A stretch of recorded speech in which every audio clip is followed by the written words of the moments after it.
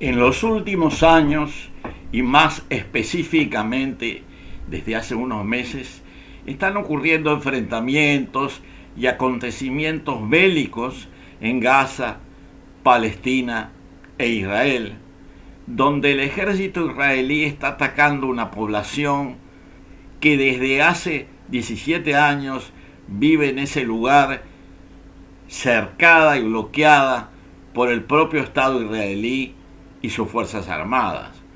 Mucha gente de muchas orientaciones políticas y credos religiosos han condenado esta sucesión de ataques violentos que produjeron unos 30.000 muertos civiles o más.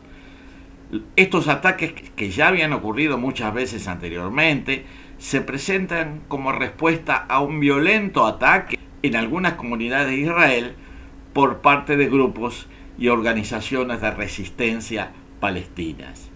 Aparece que esta respuesta, claramente excesiva, está afectando sobre todo gente que no participó en el ataque palestino mencionado.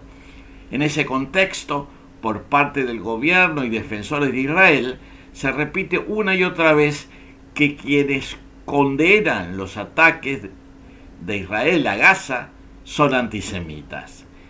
Creo que ese apelativo, antisemitas, es incorrecto y sobre ese tema me voy a explayar a continuación. El adjetivo semita es un vocablo, es un adjetivo y apelativo que hace referencia a los pueblos citados en la Biblia como descendientes de Sem, que según la genealogía religiosa era primogénito del patriarca Noé de la tradición bíblica. En base a esta leyenda bíblica, comenzó a utilizarse el término semítico para un conjunto de pueblos del Oriente Medio. El vocablo fue propuesto inicialmente por August Lewis en el trabajo Repertorium de 1781 para referirse a las lenguas emparentadas con el hebreo. En la Enciclopedia Católica consta que ya en 1807 la palabra semita se había adoptado como término étnico. Por extensión, semita se empezó a utilizar también para designar a los pueblos hablantes de las lenguas semíticas y sus realizaciones culturales. En ese sentido, en lingüística y etnología, el término semita se utilizó para referirse a una familia lingüística de origen predominantemente del Medio Oriente, ahora llamada lenguas semíticas. Debemos decir que hay acuerdo general entre los académicos que no se debe aplicar el término semita con un sentido étnico, sino simplemente como un apelativo lingüístico. En ese sentido podemos decir que esta familia lingüística incluye las formas antiguas y modernas de muchos idiomas. Las lenguas con raíces semíticas, con numerosos hablantes, incluyen sobre todo el árabe, que lo hablan 370 millones de personas en más de 15 países, el hebreo, que lo hablan 15 millones de personas, de los cuales unos 10 millones en Israel y Palestina, el amárico en Etiopía con 21 millones de hablantes y el tigriño también en Etiopía con 9 millones. También se hablan lenguas semíticas en el sureste de la península de Arabia y en la isla de Socotora. El idioma se llama Mehri y lo hablan en la actualidad unas 120.000 personas. El arameo, que históricamente se hablaba en toda la región de Siria, Líbano, Palestina y norte de Irak, que antiguamente se llamaba asirio, todavía se habla como lengua ceremonial religiosa entre los cristianos de la iglesia siriaca y finalmente el maltés, que lo hablan 200.000 personas en la isla de Malta. Muchos idiomas semíticos que se hablaron históricamente se han extinguido. Entre ellos se cuenta el fenicio de la región actual del Líbano, el púnico de la antigua Cartago, en Túnez actual, el amonita de la zona que ocupa el reino de Jordania actual. Se hace notar que la capital de Jordania se llama Amán, precisamente con ese origen etimológico, y varias lenguas extintas del sur de Arabia, como el sabeo y el catabanita.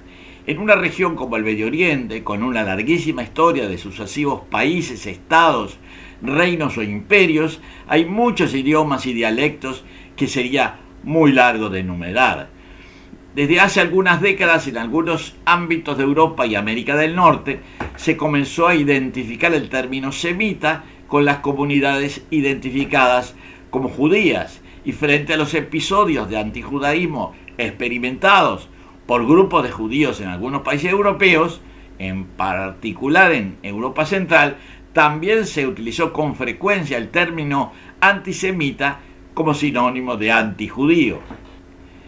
Ese término, aplicado en ese contexto, padece de varias incoherencias y contradicciones. De todas maneras, la esencia del uso del vocablo antisemita no es tanto la palabra en sí, sino lo que implica como concepto discriminador hacia un grupo humano con características culturales y religiosas particulares. Claro que el judaísmo y los miembros de esta confesión religiosa y cultural, así definido en varias ocasiones, víctimas de persecuciones, ostracismos e incluso genocidios, como fueron los casos de la España castellana de fines del siglo XV y la Alemania del siglo XX. En conclusión, el pueblo judío es una colectividad étnico-religiosa y cultural que se autoconsidera descendiente del pueblo hebreo y de los antiguos israelitas del levante mediterráneo. La utilización del término semitas para caracterizarlos, como lo señalé antes, es imprecisa y puede dar lugar a faltas de interpretaciones. Del mismo lugar, la expresión antisemita padece de los mismos efectos porque generaliza con un adjetivo específico que solo le corresponde parcialmente, y además somos testigos de una utilización equivocada. Y sostenemos que ese término, antisemita, se usa equivocadamente porque mucha gente acusada de antisemita ha manifestado expresa y enérgicamente que no es antijudío. O sea, que el término evolucionó de una manera que es utilizado a diestra y siniestra como arma retórica desviada. De todas maneras, sabemos que las lenguas son sistemas dinámicos donde las palabras pueden adquirir sentidos diferentes a los originales y pueden perseguir objetivos políticos y sociales determinados. Pero finalmente vale la pena recordarlo para que su utilización o no utilización resulte de una decisión consciente para expresar los pensamientos, sentimientos o ideas.